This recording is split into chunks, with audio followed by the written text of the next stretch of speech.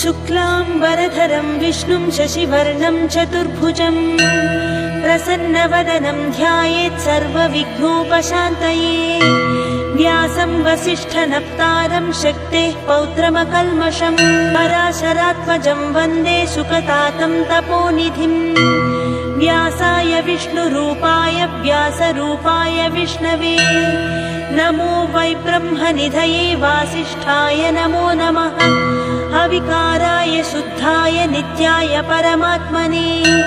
सदैकरूपरूपाय विष्णवे सर्वजिष्णवे। यस्य स्मरणमात्रेण जन्म संसारबन्धनात् विमुच्यते नमस्तस्मै विष्णवे प्रभविष्णवे। ॐ नमो विष्णवे प्रभविष्णवे। श्रीवैशम्पायन उवाच श्रुत्वा धर्मानशेषेण पावनानि च सर्वशः युधिष्ठिरः शान्तनवं पुनरेवाभ्यभाषत। युधिष्ठिर उवाच किमेकं दैवतं लोके किं वाप्येकं परायणम् स्तुवन्तः कमर्चन्तः प्राप्नुयुर्मानवाः शुभम्। को धर्मः सर्वधर्माणां भवतः परमो मतः किं जपन्मुच्यते जन्तुर्जन्म संसारबन्धनात्। श्रीभीष्म उवाच जगत्प्रभुं देवदेवमनन्तं पुरुषोत्तमम् स्तुवन्नाम सहस्रेण पुरुषः सततोत्थितः। तमेव चार्चयन्नित्यं भक्त्वा पुरुषमव्ययम् ध्यायन् स्तुवन्नमस्यंश्च यजमानस्तमेव च। अनादिनिधनं विष्णुं सर्वलोकमहेश्वरम् लोकाध्यक्षं स्तुवन्नित्यं सर्वदुःखातिको भवेत्। ब्रह्मण्यं सर्वधर्मज्ञं लोकानां कीर्तिवर्धनम् लोकनाथं महद्भूतं सर्वभूतभवोद्भवम्। येष मे सर्वधर्माणां धर्मोऽधिकतमो मतः यद्भक्त्वा पुण्डरीकाक्षं स्तवैरर्चेन्नरः सदा। परमं यो महत्तेजः परमं यो महत्तपः परमं यो महद्ब्रह्म परमं यः परायणम्। पवित्राणां पवित्रं यो मङ्गलानां च मङ्गलम् दैवतं देवतानां च भूतानां यो व्ययः पिता। यतः सर्वाणि भूतानि भवन्त्यादियुगागमे यस्मिंश्च प्रलयं यान्ति पुनरेव युगाक्षये। तस्य लोकप्रधानस्य जगन्नाथस्य भूपते विष्णोर्नाम सहस्रं मे शृणु पापभयापहम्। यानि नामानि गौणानि विख्यातानि महात्मनः ऋषिभिः परिगीतानि तानि वक्ष्यामि भूतये। ऋषिर्नाम्नां सहस्रस्य वेदव्यासो महामुनिः छन्दो अनुष्टुप् तथा देवो भगवान् देवकीसुतः। अमृतांशोद्भवो बीजं शक्तिर्देवकी नन्दनः त्रिसामा हृदयं तस्य शान्त्यर्थे विनियुज्यते। विष्णुं जिष्णुं महाविष्णुं प्रभविष्णुं महेश्वरम् अनेकरूपदैत्यान्तं नमामि पुरुषोत्तमम्। अस्य श्रीविष्णोर्दिव्यसहस्रनामस्तोत्रमहामन्त्रस्य श्रीवेदव्यासो भगवान् ऋषिः अनुष्टुप् छन्दः। श्रीमहाविष्णुः परमात्मा श्रीमन्नारायणो देवता अमृतांशोद्भवो भानुरिति बीजम्। देवकीनन्दनः स्रष्टेति शक्तिः उद्भवक्षोभणो देव इति परमो मन्त्रः। शङ्खभृन्नन्दकी चक्रीति कीलकम् शाङ्गधन्वा गदाधर इत्यस्त्रम् रथाङ्गपाणिरक्षोभ्य इति नेत्रम् त्रिसामा सामगः सामेति कवचम् आनन्दं परब्रह्मेति योनिः ऋतुः सुदर्शनः काल इति दिग्बन्धः श्रीविश्वरूप इति ध्यानम्। श्रीमहाविष्णुप्रीत्यर्थे सहस्रनाम जपे विनियोगः। ध्यानम् क्षीरोदन्वत्प्रदेशे शुचिमणिविलसत्सैकते मौक्तिकानां मालाक्लप्तासनस्थस्फटिकमणिनिभैर्मौक्तिकैर्मण्डिताङ्गः शुभ्र शुभ्रैरभ्रैरदभ्रैः उपरि विरचितैः मुक्तपीयूषवर्षैः आनन्देन पुनीयातरिणलिनगदा शङ्खपाणिर्मुकुन्दः भूः पादौ यस्य नाभिः व्यदसुरनिलः चन्द्रसूर्यौ च नेत्रे कर्णावासा शिरोध्यौ मुखमपि दहनो यस्य वास्तेयमब्धिः अन्तस्थं यस्य विश्वं सुरनरखगो भोगि गन्धर्वदैत्यैः चित्रं रम्यते तं त्रिभुवनवपुषं विष्णुमीशं नमामि। ॐ नमो भगवते वासुदेवाय। शान्ताकारं भुजगशयनं पद्मनाभं सुरेशं विश्वाधारं गगनसदृशं मेघवर्णं शुभाङ्गं लक्ष्मीकान्तं कमलनयनं योगिहृद्यानगम्यं वन्दे विष्णुं भवभयहरं सर्वलोकैकनाथं मेघश्यामं पीतकौसेयवासं श्रीवत्साङ्गं कौस्तुभोभासिताङ्गं पुण्योपेतं पुण्डरीकायताक्षं विष्णुं वन्दे सर्वलोकैकनाथम्। नमः समस्तभूतानाम् आदिभूताय भूभृते अनेकरूपरूपाय विष्णवे प्रभविष्णवे सशङ्खचक्रं सकिरीटकुण्डलं सपीतवस्त्रं सरसीरुहेक्षणम् सहारवक्षस्थलशोभिकौस्तुभं नमामि विष्णुं शिरसा चतुर्भुजम् छायायां पारिजातस्य हेमसिंहासनोपरि असीनमम्बुदश्याममायताक्षमलङ्कृतम् चन्द्राननं चतुर्बाहुं श्रीवत्साङ्कितवक्षसं रुक्मिणी सत्यभामाभ्यां सहितं कृष्णमाश्रये। हरिः ओम्। विश्वं विष्णुर्वषट्कारो भूतभव्यभवत्प्रभुः भूतकृद्भूतभृद्भावो भूतात्मा भूतभावनः भूतात्मा परमात्मा च मुक्तानां परमागतिः अव्ययः पुरुषः साक्षी क्षेत्रज्ञोऽक्षर एव च योगो योगविदां नेता प्रधानपुरुषेश्वरः नारसिंहवपुः श्रीमान् केशवः पुरुषोत्तमः सर्वशिवस्थाणुर्भूताधिर्निधिरव्ययः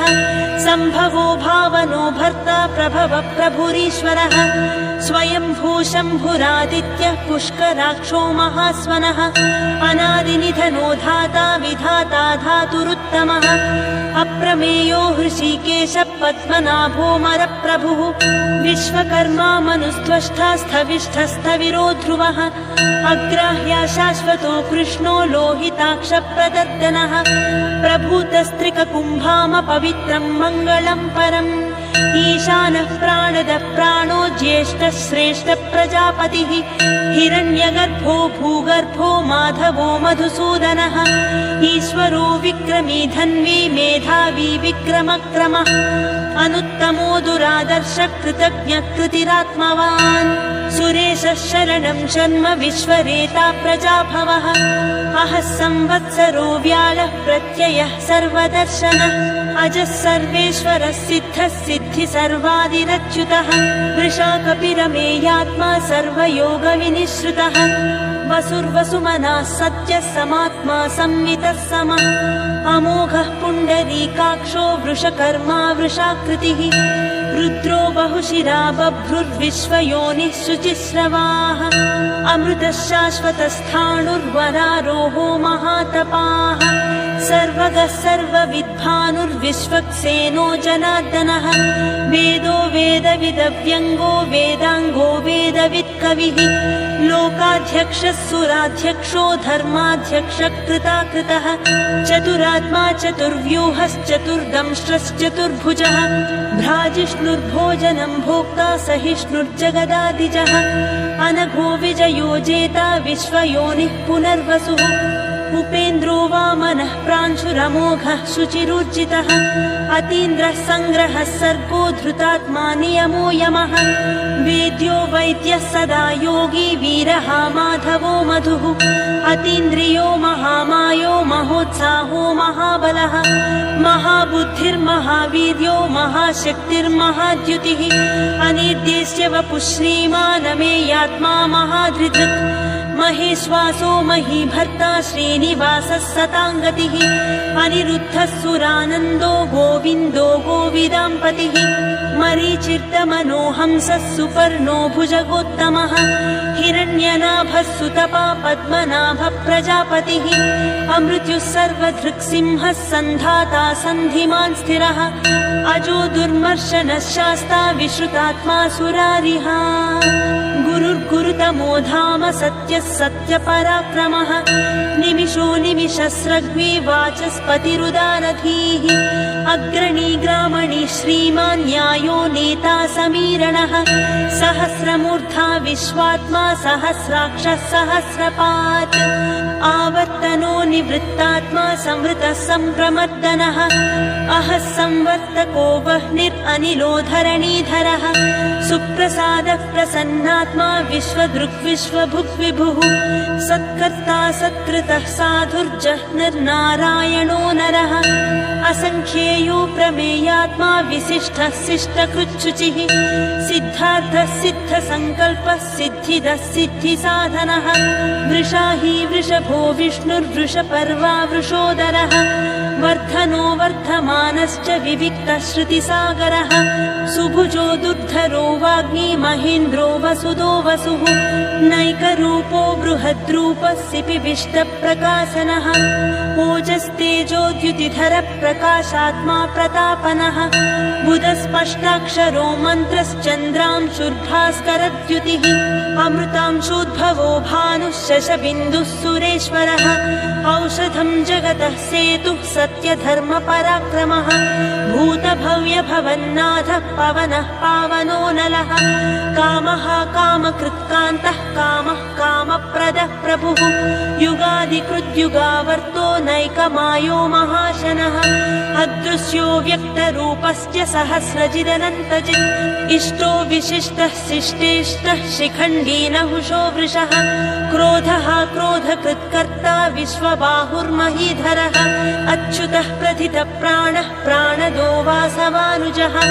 अपां निधिरधिष्ठानम् अप्रमत्तः प्रतिष्ठितः स्कन्दः स्कन्दधरो धुर्यो वरदो वायुवाहनः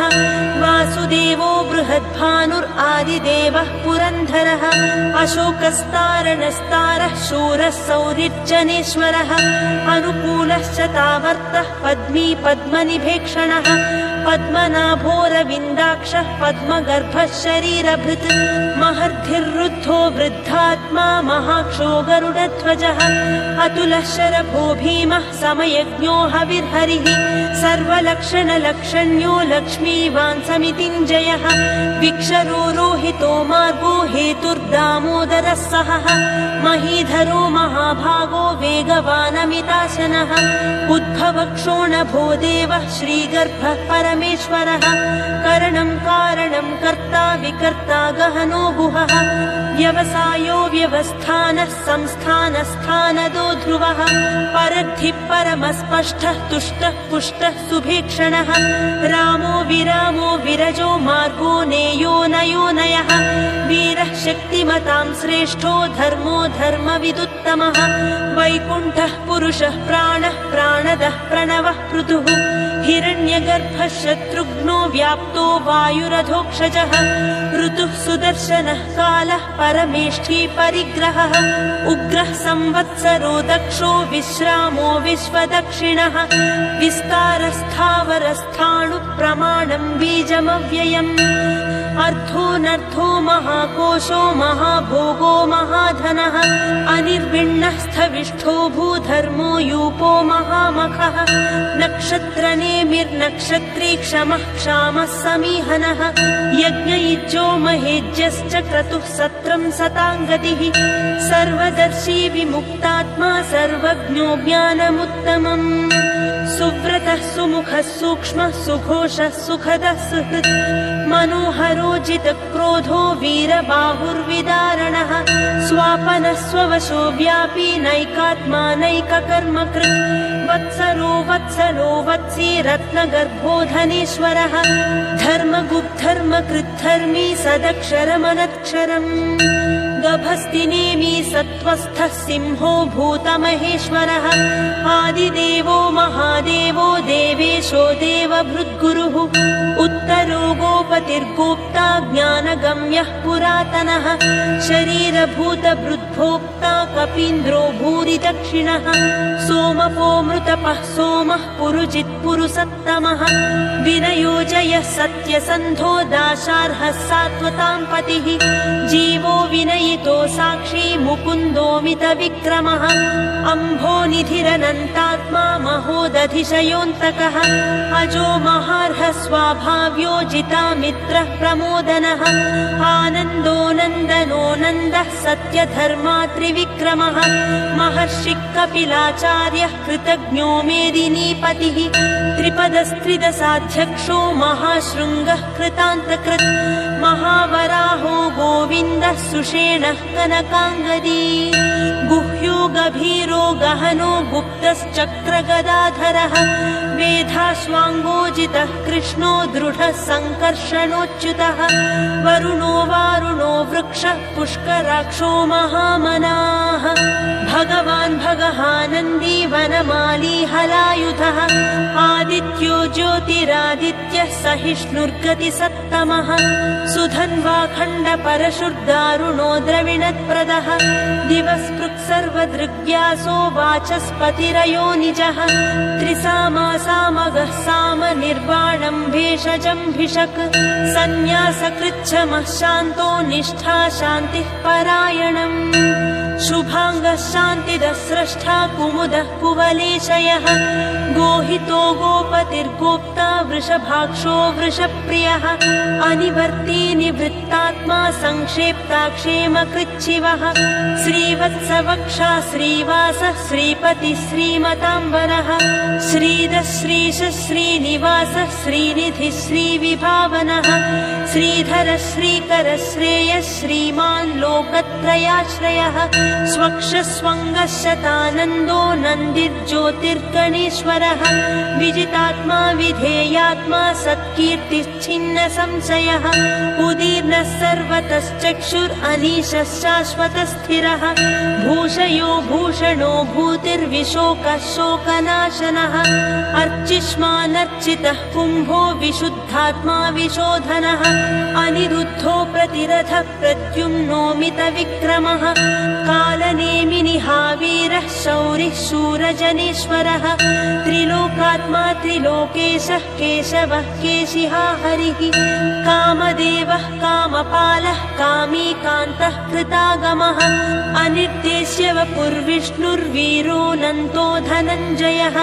ब्रह्मण्यो ब्रह्मकृद्ब्रह्मा ब्रह्म ब्रह्मविवर्धनः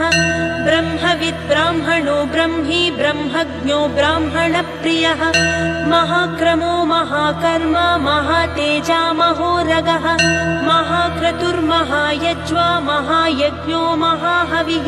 स्तव्यस्तव्यप्रियस्तोत्रं स्तुतिस्तोतारणप्रियः पूर्णः पूरयिता पुण्यः पुण्यकीर्तिरनामयः मनोजवस्तीर्थकरो वसुरेता वसुप्रदः वसुप्रदो वासुदेवो वसुर्वसुमनाहविः सद्गतिः सत्कृतिः सत्ता सद्भूतिः सत्परायणः शूरसेनो यदुश्रेष्ठः सन्निवासः सुयामुनः भूतावासो वासुदेवः सर्वासु निलयो नलः दर्पः दर्पदो दृप्तो दुर्धरोधा पराजितः विश्वमूर्तिर्महामूर्तिर्दीप्तमूर्तिरमूर्तिमान् अनेकमूर्तिरव्यक्तः शतमूर्तिः शताननः एकोनैकः स वः कः किं यत्तत्पदमनुत्तमम् लोकबन्धुर्लोकनाथो माधवो भक्तवत्सलः सुवर्णवर्णो हेमाङ्गो वराङ्गश्चन्दनाङ्गदी वीरः विषमः शून्यो घृताशीरचलश्चलः अमानीमानदो मान्यो लोकस्वामी त्रिलोकधृक्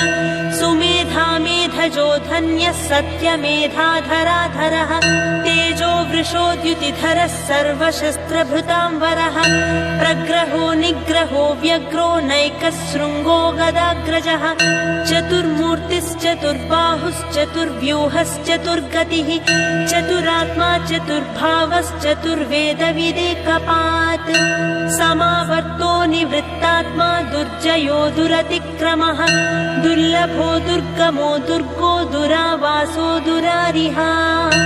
शुभाङ्गो लोकसारङ्गः सुतन्तुस्तन्तुवर्धनः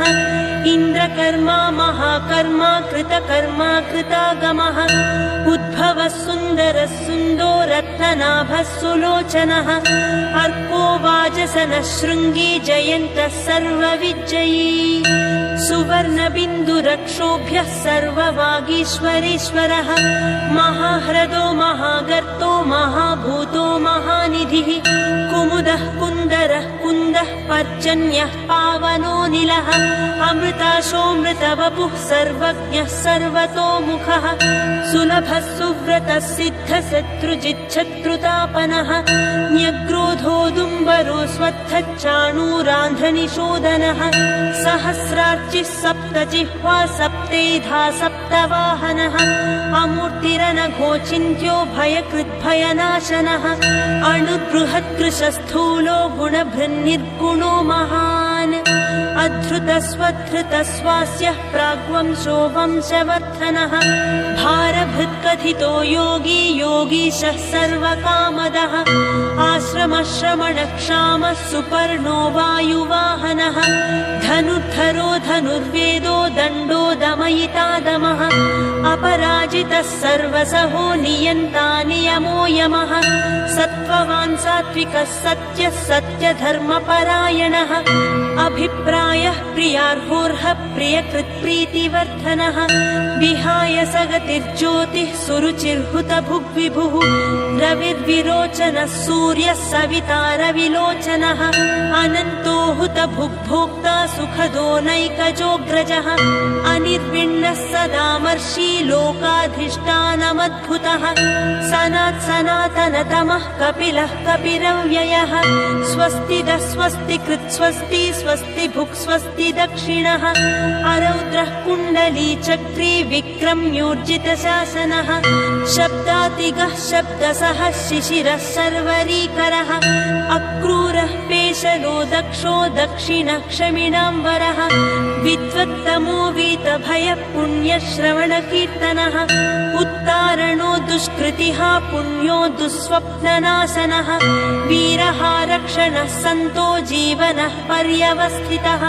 अनन्तरूपोऽनन्तश्रीर्जितमन्युर्भयापहः चतुरश्रो गभीरात्मा विदिशो व्यादिशो दिशः अनादिर्भूर्भुवो लक्ष्मी सुवीरो रुचिराङ्गदः जननो जनजन्मादिर्भीमो भीमपराक्रमः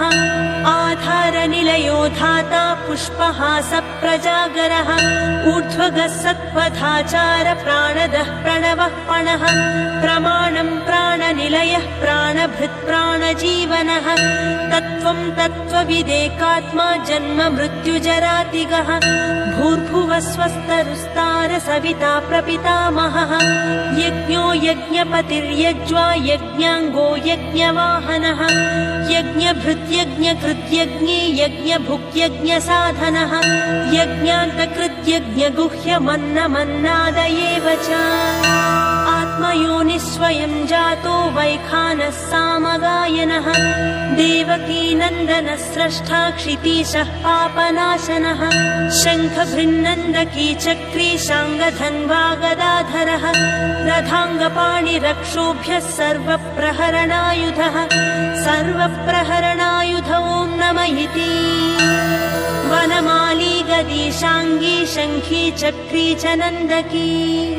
श्रीमान्नारायणो विष्णुर्वासुदेवोऽभिरक्षतु वनमाली गदीशाङ्गी शङ्खी चक्री च नन्दकी श्रीमान्नारायणो विष्णुर्वासुदेवोऽभिरक्षतु इतीदं कीर्तनीयस्य केशवस्य महात्मनः नाम्नां सहस्रं दिव्यानामशेषेण प्रकीर्तितम् य इदं शृणुयान्नित्यं यच्छापि परिकीर्तयेत् नाशुभं प्राप्नुयात् किञ्चित् सोमुत्रेह च मानवः वेदान्तगो ब्राह्मणः स्यात् क्षत्रियो विजयी भवेत् वैश्यो धनसमृद्धः स्यात् शूद्रः सुखमवाप्नुयात् धर्मार्थी प्राप्नुयात् धर्मम् अर्थार्थी चार्थमाप्नुयात् कामानवाप्नुयात् कामी प्रजार्थी प्राप्नुयात् प्रजाम् भक्तिमान् यः सदोत्थाय शुचिस्तद्गतमानसः सहस्रं वासुदेवस्य नाम्नामेतत् प्रकीर्तयेत् यशः प्राप्नोति विपुलं ज्ञातिप्राधान्यमेव च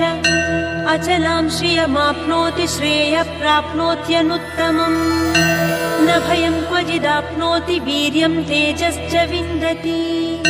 भवत्यरोगो द्युतिमान् बलरूपगणान्वितः रोगात्तो मुच्यते रोगात् बद्धो मुच्येत बन्धनात् भयान्मुच्येत भीतस्तु मुच्येतापन्न आपदः दुर्गाण्यतितरत्यासु पुरुषः पुरुषोत्तमम् स्तुवन्नाम सहस्रेण नित्यं भक्तिसमन्वितः वासुदेवाश्रयो मर्त्यो वासुदेवपरायणः सर्वपापविशुद्धात्मा याति ब्रह्म सनातनम् न वासुदेव भक्तानामशुभं विद्यते क्वचित् जन्म मृत्युजरा व्याधि भयं नैवोपजायते इमं स्तवमधीयानः श्रद्धा भक्तिसमन्वितः यज्ञेतात्मा सुखक्षान्ति श्रीधृति स्मृतिकीर्तिभिः न क्रोधो न च मात्सर्यं न लोभो नाशुभामतिः भवन्ति कृतपुण्यानां भक्तानां पुरुषोत्तमे द्यौस चन्द्रार्कनक्षत्राखं दिशो भूर्महोदधिः वासुदेवस्य वीर्येण विधृतानि महात्मनः ससुरासुरगन्धर्वं स यक्षोरगराक्षसम् जगद्वसे वर्ततेदं कृष्णस्य सचराचरम् इन्द्रियाणि मनोबुद्धिः सत्त्वं तेजो बलं धृतिः वासुदेवात्मकान्याहुः क्षेत्रं क्षेत्रज्ञ एव च सर्वागमानामाचारः प्रथमं परिकल्पते आचारप्रभवो धर्मो धर्मस्य प्रभुरच्युतः ऋषयः पितरो देवा महाभूतानि धातवः जङ्गमाजङ्गमं चेदं जगन्नारायणोद्भवम् योगो ज्ञानं तथा साख्यं विद्या शिल्पादिकर्म च वेदाः शास्त्राणि विज्ञानमेतत् सर्वं जनार्दनात् एको विष्णुर्महद्भूतं पृथग्भूतान्यनेकशः त्रीं लोकान् व्याप्य भूतात्मा भुङ्क्ते विश्वभुगव्ययः इमं स्तवं भगवतो विष्णोर्व्यासेन कीर्तितम् पठेद्य इच्छेत् पुरुषः श्रेयः प्राप्तुं सुखानि च विश्वेश्वरमजं देवं जगतः प्रभुमव्ययम् भजन्ति ये पुष्कराक्षं न ते यान्ति पराभवम् न ते यान्ति पराभवम् ॐ नमः इति अर्जुन उवाच पद्मपत्रविशालाक्ष पद्मनाभसुरोत्तमा भक्तानामनुरक्तानां त्राता भव जनार्दन श्रीभगवानुवाच यो मां नाम सहस्रेण स्तोतुमिच्छति पाण्डव सोऽहमेकेन श्लोकेन स्तुत एव न संशयः ॐ नमः इति व्यास उवाच वासनाद्वासुदेवस्य वासितं भुवनत्रयम् सर्वभूतानि